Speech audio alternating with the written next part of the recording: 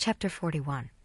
In the resurrection, men come forth to a state of endless happiness or endless misery.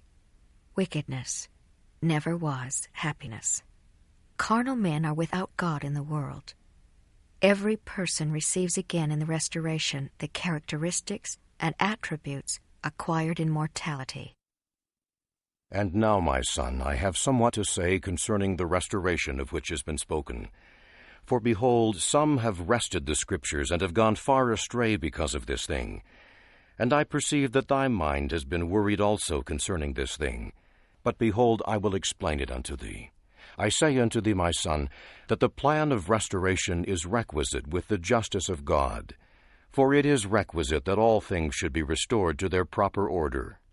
Behold, it is requisite and just, according to the power and resurrection of Christ, that the soul of man should be restored to its body, and that every part of the body should be restored to itself.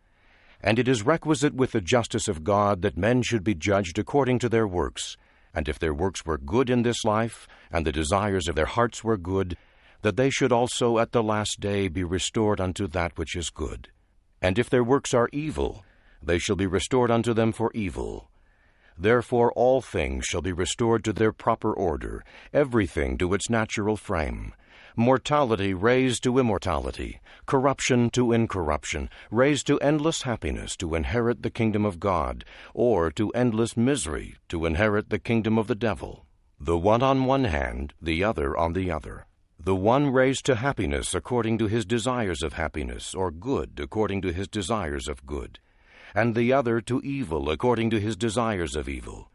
For as he has desired to do evil all the day long, even so shall he have his reward of evil when the night cometh. And so it is on the other hand. If he hath repented of his sins, and desired righteousness until the end of his days, even so he shall be rewarded unto righteousness.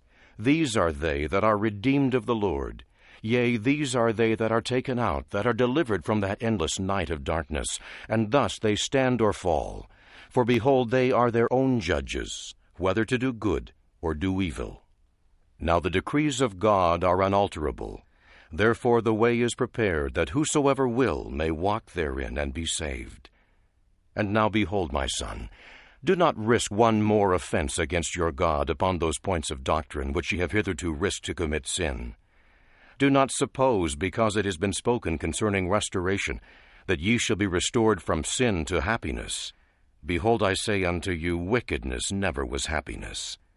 And now, my son, all men that are in a state of nature, or I would say in a carnal state, are in the gall of bitterness and in the bonds of iniquity. They are without God in the world, and they have gone contrary to the nature of God. Therefore they are in a state contrary to the nature of happiness.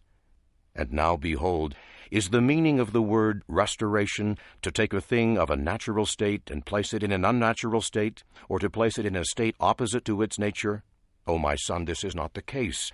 But the meaning of the word restoration is to bring back again evil for evil, or carnal for carnal, or devilish for devilish, good for that which is good, righteous for that which is righteous, just for that which is just, merciful for that which is merciful.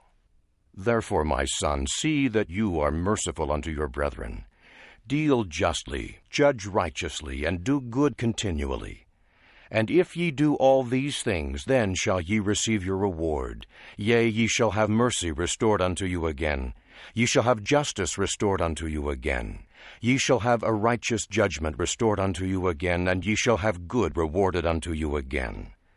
For that which ye do send out shall return unto you again, and be restored. Therefore the word restoration more fully condemneth the sinner, and justifieth him not at all.